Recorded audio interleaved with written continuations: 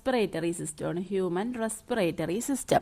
നമുക്കൊരു external pair of nostril ഉണ്ട്. നമുക്ക് മൂക്കിതാണെങ്കിൽ ഒരു എക്സ്റ്റേണൽ പെയർ ഓഫ് നോസ്ട്രൽ, പുറത്തിരിക്കുന്ന രണ്ട് ഇങ്ങനെ ഒരു ഹോള്. അവിടെ നിന്ന് അടുത്തെത്തുന്നതെന്ന് പറഞ്ഞാൽ നെയ്സൽ പാസേജ് ആണ്. നെയ്സൽ പാസേജിലേക്ക് പോകുന്നു. ആ നെയ്സൽ പാസേജ് ചെന്ന് ഓപ്പൺ ആവുന്നത് നെയ്സൽ ചേംബർ ആണ്. നെയ്സൽ എന്ന് പറയുന്ന വാക്ക് മൂക്കുമായിട്ട് ബന്ധപ്പെട്ടതാണ്. അപ്പോഴേ ഇപ്പം നമ്മൾ മൂക്ക് വിട്ട് പോയിട്ടില്ല. ആദ്യം എക്സ്റ്റേണൽ നോസ്ട്രൽ, അത് കഴിഞ്ഞിട്ട് nasal passage, then nasal chamber. ഈ നെയ്സൽ ചേംബർ എന്ത് ചെയ്യുന്നു? നെയ്സൽ ചേംബർ ഫാരിങ്സ് എന്ന് പറയുന്ന ഒരു പോർഷനിലേക്ക് ഓപ്പൺ ആവുന്നു. ഈ ഫാരിങ്സിന്റെ പ്രത്യേകത എന്താണ്? It's a portion which is common passage for food and air. ഫുഡും എയറും പോകുന്ന ഒരു കോമൺ പാസേജ് ആണ് ഫാരിങ്സ് എന്ന് പറയുന്നത്. ഈ ഫാരിങ്സ് കഴിഞ്ഞാൽ അടുത്ത് വരുന്ന പാർട്ടാണ് ലാരിങ്സ് എന്ന് പറഞ്ഞാൽ സൗണ്ട് പ്രൊഡക്ഷന് ഹെൽപ്പ് ചെയ്യുന്നത് ലാരിങ്സ് ആണ്. ലാരിങ്സിനെ അതുകൊണ്ട് സൗണ്ട് ബോക്സ് എന്ന് വിളിക്കുന്നു. അപ്പോൾ ഫാരിങ്സ് കഴിഞ്ഞിട്ട് ലാരിങ്സ്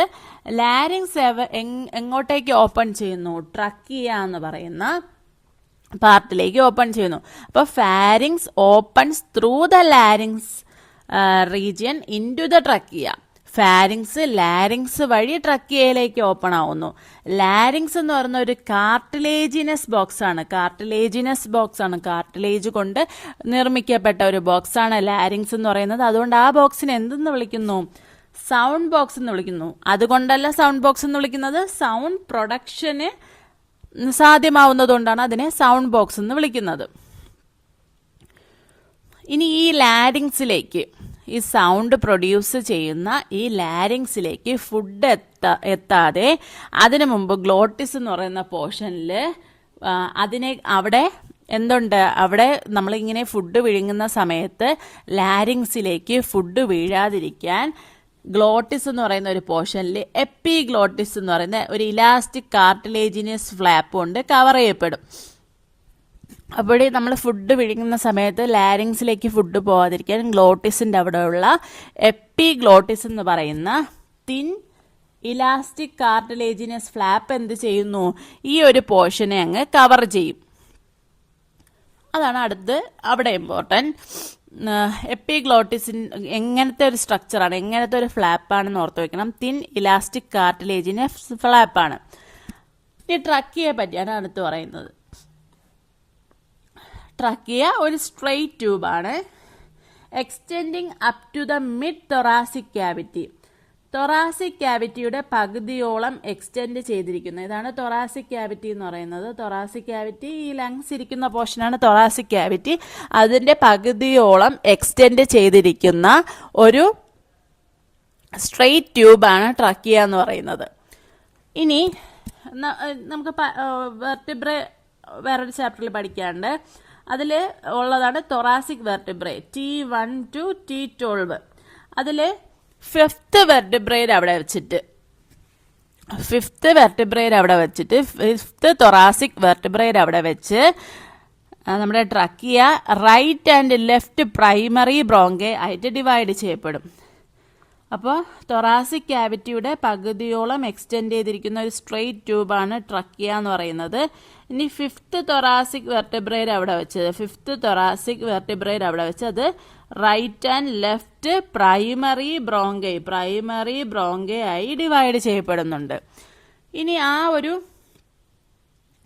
ഒരു ബ്രോങ്കെ അടുത്ത് എന്ത് ചെയ്യും? അപ്പൊ ഇങ്ങനെ ട്രക്കിയ സ്ട്രെയിറ്റ് ട്യൂബ് പ്രൈമറി എന്ന് പറയുന്ന റൈറ്റും ലെഫ്റ്റും പ്രൈമറി ബ്രോങ്കെ ആയിട്ട് ഡിവൈഡ് ചെയ്യപ്പെട്ടു. ഇനി ഇതിനും റിപ്പീറ്റഡ് ഡിവിഷൻ ഉണ്ടായി. ഇത് സെക്കൻഡറി ബ്രോങ്കെ ഇവിടെയുണ്ട്. ഇനി സെക്കൻഡറി ബ്രോങ്കയ്ക്ക് ഡിവിഷൻ ഉണ്ടായിട്ട് ടെർഷ്യറി ബ്രോങ്കെ ഉണ്ടാവും.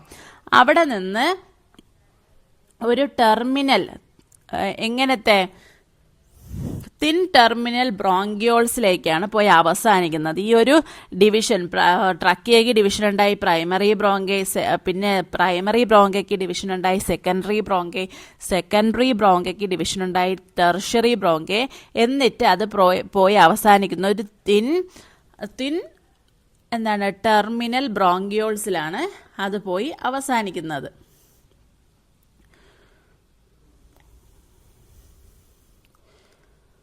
The trachea, primary, secondary, tertiary bronchi and initial bronchioles. അപ്പോൾ ബ്രോങ്കെ എന്തിൽ പോയി? ബ്രോങ്കെ എന്ന് പറയുന്ന സ്ട്രക്ചർ ബ്രോങ്കിയോൾസിൽ പോയാണ് അവസാനിക്കുന്നത്. ബ്രോങ്കിയോൾസ്, ഇത് ബ്രോങ്കൈ, ഇവിടെ നിന്ന് ബ്രോങ്കിയോൾസ്. ഇതിൽ തന്നെ ഇനിഷ്യൽ ബ്രോങ്കിയോൾസും ഉണ്ട്, ഇനിഷ്യൽ ഉണ്ട്, ടെർമിനൽ ഉണ്ട്, തുടങ്ങുന്നു അവസാനിക്കുന്നു ബ്രോങ്കിയോൾസ്. ഈ ഇനിഷ്യൽ ട്രക്കിയ വന്നിട്ട് അടുത്ത് primary bronchi, secondary bronchi. Trachea ഇവിടെ നിന്ന് ട്രക്കിയ ഡിവൈഡ് ചെയ്തിട്ട് primary bronchi, secondary bronchi, tertiary bronchi. ഇനി എവിടെ നിന്ന് എന്താണ് ഉണ്ടാവുന്നത്? ബ്രോങ്കിയോൾസിൽ പോയാണ് ഈ ഒരു പരമ്പര അവസാനിക്കുന്നത്. ബ്രോങ്കിയോൾസിൽ നമുക്കിവിടെ പറഞ്ഞാൽ ഇനിഷ്യൽ ബ്രോങ്കിയോൾസും ഉണ്ട്, ഇനിഷ്യൽ ബ്രോങ്കിയോളും ടെർമിനലും. അതായത് ഒരു ബ്രോങ്കിയോളിന്റെ തുടക്കത്തിന് ഇനിഷ്യൽ ബ്രോങ്കിയോൾ എന്ന് പറയുന്നു, അവസാനം ടെർമിനൽ ബ്രോങ്കിയോൾ. അങ്ങനെ നോക്കുകയാണെങ്കിൽ ഈ ട്രക്കിയ മുതൽ ഇനിഷ്യൽ ബ്രോങ്കിയോൾ വരെയുള്ള ഭാഗം എടുക്കുകയാണെങ്കിൽ